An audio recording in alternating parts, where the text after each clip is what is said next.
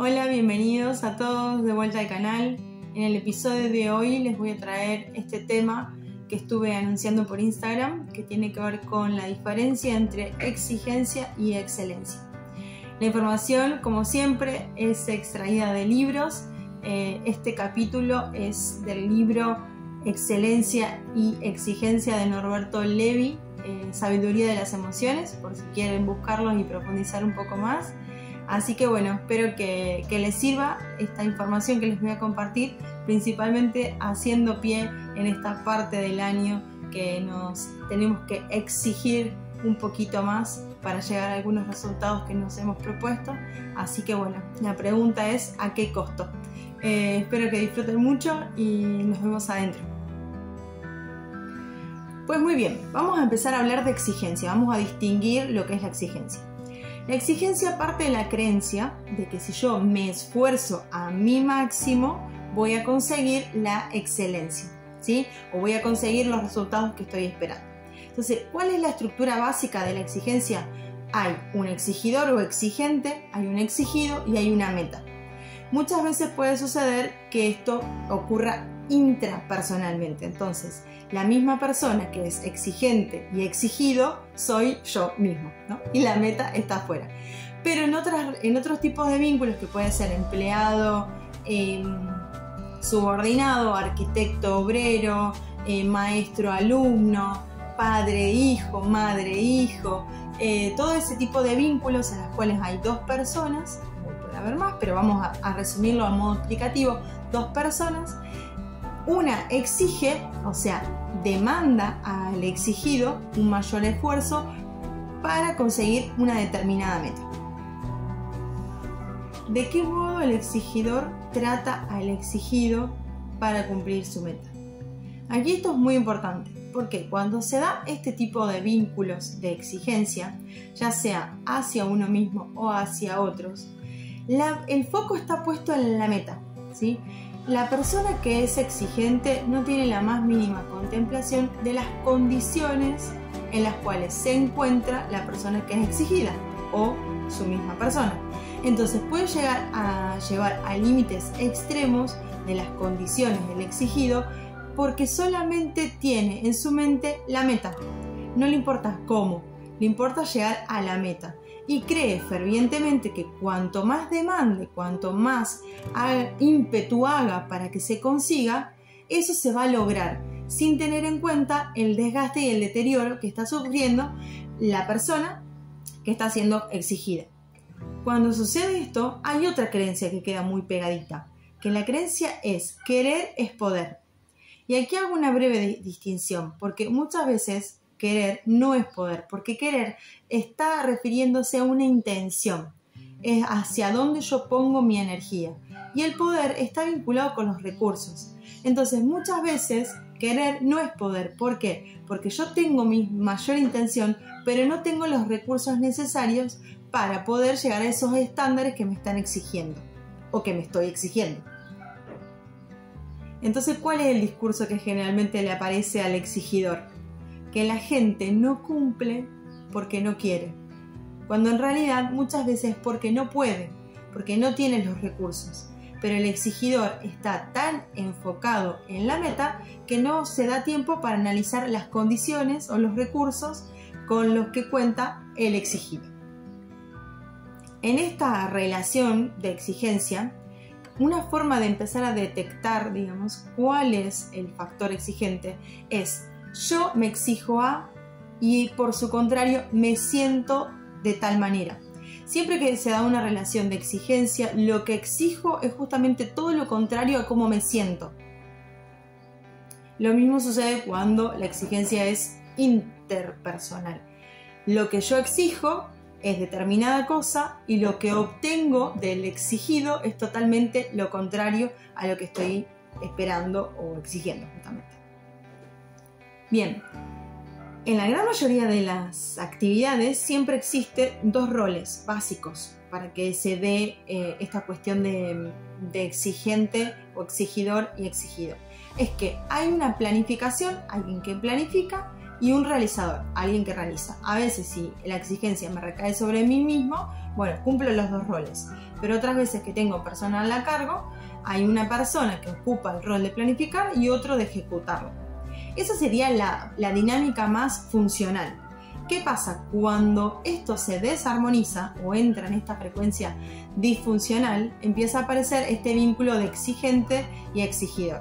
Y se dan 3 puntitos. Número 1. El exigente da por sentado que su meta es la adecuada y que tiene que cumplirse, a como dé. 2. No cree necesario consultarle al realizador sobre las condiciones o sobre qué es lo que piensa de eso que hay que realizar. 3. Cree que el realizador va a lograr conseguirlo o concretarlo por el mero hecho de darle la indicación con demasiado ímpetu y tal vez esta cuestión de seguimiento muy personalizado, casi que me respira acá la nuca. Entonces, ¿qué sucede en el exigir? En el exigir se anula por completo la posibilidad de decir que no para la persona que lo realiza. Entonces se empieza a generar este círculo vicioso de sometimiento y resentimiento. ¿Por qué? La persona que exige con ímpetu y no considera, como decía anteriormente, las condiciones del realizador. Y el realizador, que se encuentra en una situación de sometimiento a la cual no tiene posibilidad de decir que no, tiene que hacerlo a como dé, empieza a caer en un sentimiento generalizado, puede derivar en otras emocionalidades, pero la que engloba es el resentimiento. Que el resentimiento es esta emoción que nos hace ir hacia adentro en silencio, callarnos, como una emocionalidad bastante esclava que se va llenando de frustración, de bronca, de impotencia, ¿sí? Y que no podemos expresar porque estamos en esta relación disfuncional en la cual mi voz y mis condiciones no son escuchadas. Entonces, por lo general, el exigido responde a todas las órdenes, se esfuerza hasta sus mayores límites porque tiene una presión externa que lo está llevando a un esfuerzo casi desmedido. Lo que el exigidor no entiende es que este círculo vicioso va deteriorando el rendimiento de la persona que es exigida. Y empieza a suceder esta situación. Cuanto más se deteriora y cuanto más baja el rendimiento del exigido, el exigidor más exige. Entonces es como un círculo que no se termina nunca.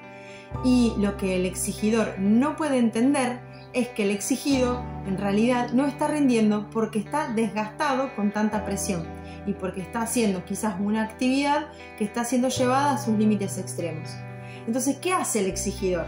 Le dice, ok, bueno, cuando ya el exigido dice no doy más, por favor, hay alguien que me ayude, o que a veces suele explotar con una enfermedad, con una discusión, con una ausencia, por ejemplo, en el trabajo. ¿Qué hace el exigidor? Dice, bueno, a ver, vale, decime vos cómo lo solucionarías. ¿Y qué le pasa al exigidor? No puede dar una solución creativa. ¿Por qué? Porque está atravesando un periodo que es muy conocido hoy por el burnout, que es la mente quemada. O sea, está quemado. El exigido está quemado. Entonces necesita un tiempo de recuperación para poder volver al ruedo con propuestas. En el caso que el exigidor y exigido decidan convertir ese vínculo en algo más funcional. Esto es una tendencia, no quiere decir que sea la verdad, pero generalmente la persona que es exigente con otros también lo es consigo misma, ¿sí? Son los discursos que tiene en la cabeza, esta cuestión de esforzarse para ser cada vez mejor, para tener altos estándares de excelencia y de rendimiento. Entonces, puede ser que encuentre un poco difícil poder salirse de este rol disfuncional para entrar en una dinámica un poco más contemplativa. Entonces, hay algunas pautas para hacer. Entre ellas es, primero, abrirse a escuchar, poder dar las indicaciones, pero también chequear la disponibilidad de la otra persona y empezar como a habilitar también en el colaborador todo su potencial, ¿no? Porque es un ser humano que puede llegar a venir a aportar. Y aquí es muy clave. ¿Por qué? Porque muchas veces en esta cuestión de la exigencia y del exigidor, nos estamos olvidando de un factor que es muy importante, que tiene que ver con el compromiso. Entonces muchas veces la persona cree que tiene que exigir a sus colaboradores. ¿Por qué? Porque no le cumplen. Entonces la invitación es quizás a revisar esta cuestión y poder trabajar con las personas, incluyendo dentro de la indicación de trabajo el compromiso de la misma, el compromiso con el resultado. ¿Para qué? Para que la persona se responsabilice, porque si estamos en un contexto de trabajo, se entiende que ya somos todos adultos, no somos niños.